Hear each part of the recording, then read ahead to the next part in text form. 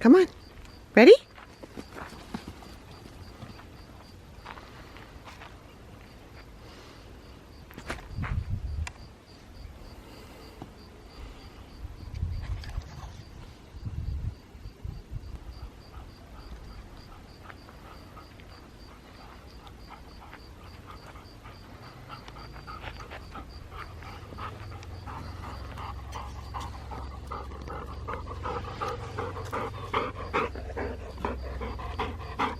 Hi Tigers, it's Mrs. Herb and Levi. We just wanted to say hi and let you know we're thinking of you.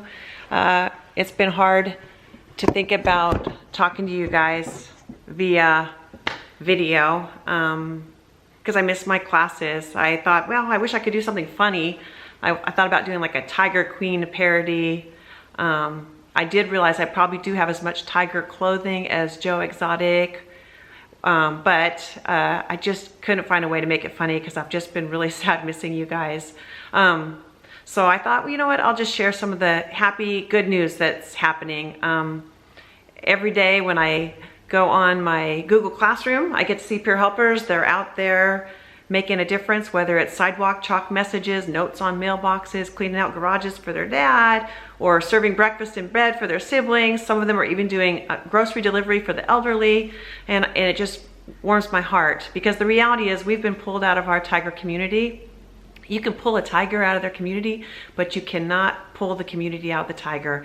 And I know that's been the best thing about living in the Roseville community for the last 15 plus years. Everywhere I go, there's RHS Tigers. The other day I was taking out the trash at about 3 o'clock and I look over 2 doors down. One of our family sees me out there in my PJs at 3 o'clock and they're like, are you still in your PJs? And I think that's the fun thing about being part of a community where we're family that extends beyond the walls of RHS campus. So I really, really do miss you guys. I've been thinking about things that I wanted to share, something that I've been keeping in my mind. I'm trying to find ways to stay happy because I'm not wired to be alone this much. I like being with my classes. I actually like my students. I don't laugh as much when I'm alone at home. But years ago when I was finishing my senior year and I was starting college, I had a friend who was a senior. She was one of my best friends and she was diagnosed with terminal cancer. And she taught me things that I hang on to in times when I'm struggling. And what she taught me first was that we don't have control of our appearance. We can sit here and worry about how we look or these kinds of things. And when the cancer came, she lost all of her hair. Her body was swollen from all the chemotherapy. And she looked at all of us college girls and she said, you know, you guys, I don't get to walk my high school graduation. I don't have control of how I look right now, but I can control how I respond to this crisis. And she said, we spend so much time on our exterior, we should be spending time on what's in our hearts.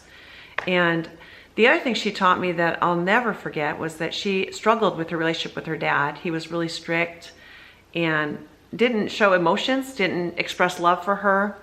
And there was a day I came to check on her at home as she was passing away, and she was crying like these tears of joy, and she was holding up her hands and her toes and saying, look, I got a manicure. And I said, oh, did your parents pay someone to come in? She goes, no, Valerie.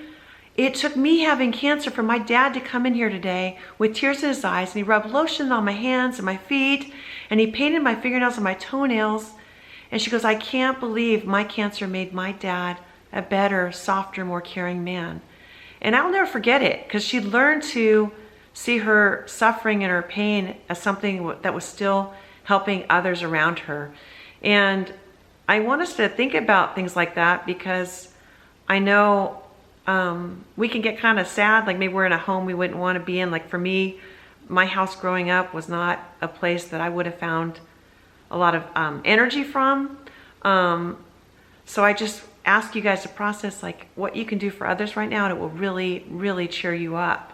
I know our quote on the back of my Peer Helping shirt is, the best cure for the heart is lifting others up.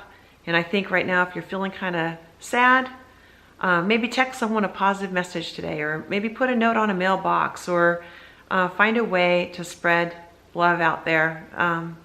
because that's what's going to really change the world one life at a time. I am so happy that my son is home. He wanted to build a skateboard ramp when he arrived from college, so my husband gave him his blessing. So he's been busy in the backyard. First he built the ramp, and now he's on it. It's so good to have him home.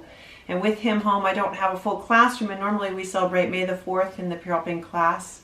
But I'm making Lucas and Frank have the celebration with me. We've got these little Baby Yoda cookies on a stick. It's just something that cheers me up, because when I was a kid, Star Wars was kind of my escape when my childhood was hard. So I love you guys. Please remember to be safe.